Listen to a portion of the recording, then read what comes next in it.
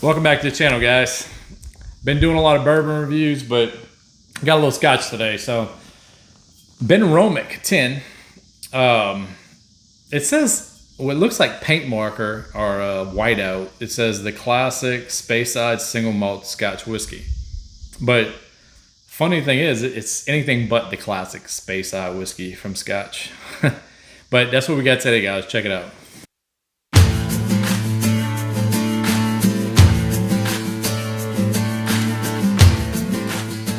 Benromach 10 year. So this is a speyside Scotch whiskey. The cork actually broke on me. I was kind of taking it off. I wanted to keep it on, so I just got it on there loose. I'm gonna have to find a replacement somewhere, which shouldn't be an issue. I usually keep the corks, but so speyside Scotch whiskey. Little story behind Benromach. Distillery was opened in 1898 by Duncan McCallan. Went through some hands, over the course of time, ended up closing down, was bought by Gordon MacPhail in 1993 and has been open since. Gordon MacPhail began pretty much refurbishing the distillery and currently owns it today. So Gordon MacPhail, the group that sells a lot of independent bottles, a lot of the blends that they do a lot of blends and just independent bottle whiskeys. I'm sure a lot of it comes from this Benromach distillery since they own it. But I got one poured up. It's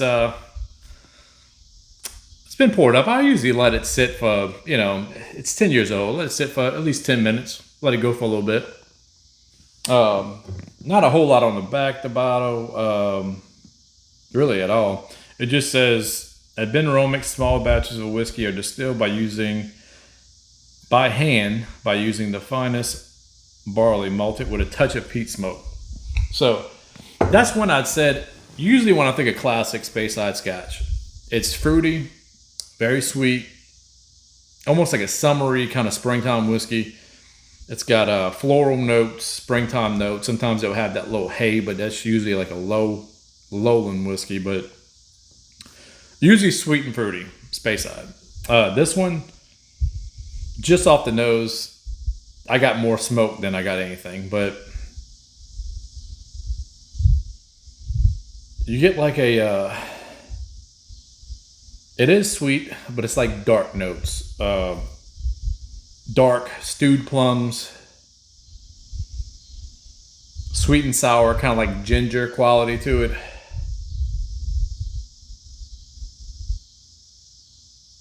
And you definitely get that peat smoke, but the peat smoke is like, the smoke on this is unlike anything from, I don't want to say it's unlike anything, because really I've had stuff from Islay that has this kind of smoke to it, but close to it, but it's creosote. It's like railroad tar creosote, or tar from or creosote from the telephone poles. That's you get that kind of nose to it, that note, like summer, kind of melting that stuff off the telephone poles. Sounds like it'd be off-putting, like you wouldn't want to drink this shit at all. But honestly, it's with the fruit, it's interesting. I ain't say it's like most peat heads are just, that's an enticing flavor. They like to get that smoke, but I find when it's light and when it has a little fruit to it, it's good. I mean, I like the heavy stuff too, but this is a little bit heavier than what I thought it would be. Just reading the back of it, before I bought it, it was a touch of peat smoke. But it's more than a touch to me on the nose, initially, for sure. Didn't say anything on this about being natural color or non-chill filtered. So I'm going to go ahead and say that it's more than likely chill filtered. It's 43%, so it's 86 ABV.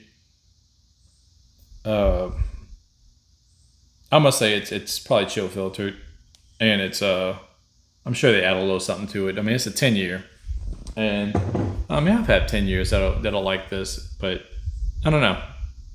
It's kind of dark for a 10-year whiskey, for a 10-year Scotch. But let's get into the flavor, guys.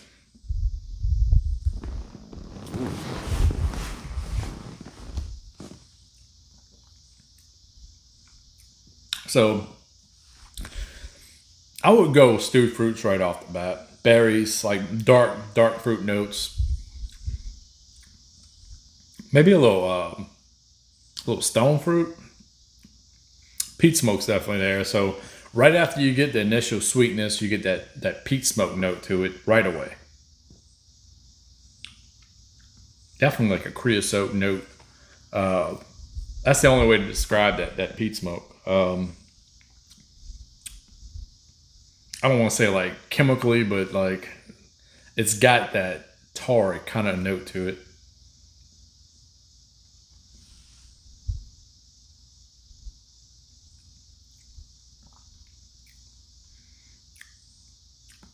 Smoke comes in strong. Mid palate. Oak.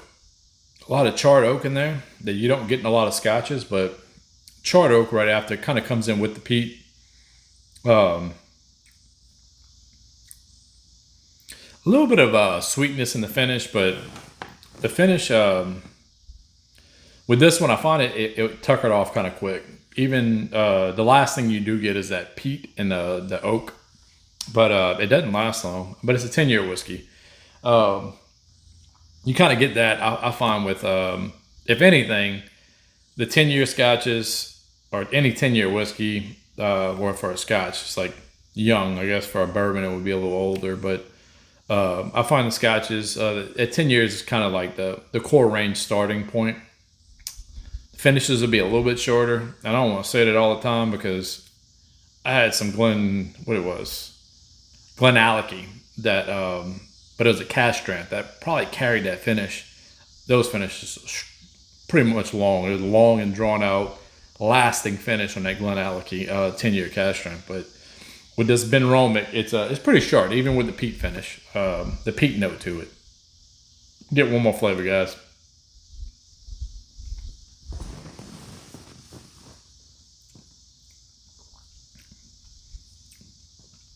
Stewed fruit's strong right off the bat.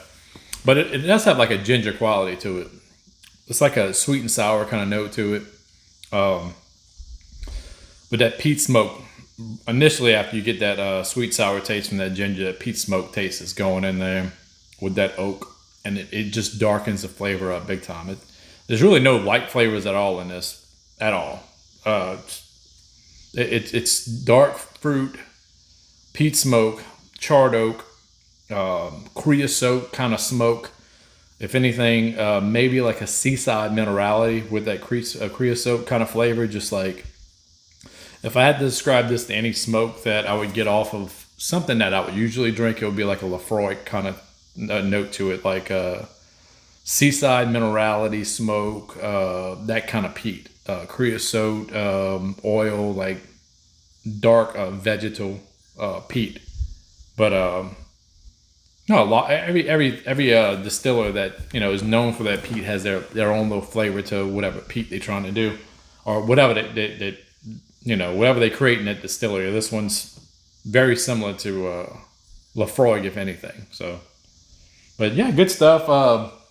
Price on this, usually like I bought this one for $55, which for $55, great whiskey. Like I would probably buy again for $55.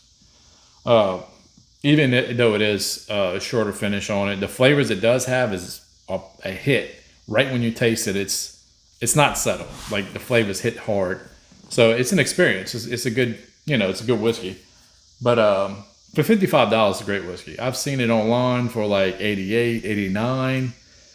Some of the online prices are hit or miss. They get a really, decent price, or more on the less expensive side, or like crazy expensive. But this one for $89, I wouldn't buy. I wouldn't buy this for $80. I wouldn't buy it for $70. $50, $60 would be a good price for this on the stores. And then if you buy it online, $89 and shipping prices, hard pass on that. But good whiskey for what it is. Price point considered, $55. 7.25. It's nothing that's gonna really like blow your mind as a Scotch drinker, but it's not gonna. I don't think it would disappoint you anyway. But it will if you're not into peat smoke and you don't like peated whiskeys. You probably won't be a fan of this one. if you ever had, if you've been a Speyside fan, if you never had a peated Speyside, this might be one to explore. So that's what we got. It's a fruity but smoky whiskey. So other reviews I've seen, before I bought it, I looked up a review and I was watching one and they said it was a touch of smoke. They kept saying a touch of smoke. I was unimpressed. I was under the impression that it was going to be a touch of smoke. I was under that impression. It's heavy smoke, so it's right up there with right under an aisle of smoke. So, but still good. I like peated whiskey, so it works out for me. But if you like peated whiskey and if you never had a peated Speyside, definitely give this one a try, especially for that price range. But that's what we got today, guys. The Benromach 10. Check us out in the next videos. Pretty soon I'll be heading down to Louisiana to go visit with friends and family. So I think we're going to get together. Me and Ron will probably do some videos together. We had a few little ideas we were kind of tossing around, but that's what we got in the pipeline. And I still have some Japanese whiskeys to get out soon. Got a few things left to get out, but hit that like button, subscribe, and we'll see you guys in the next video. Thanks for watching.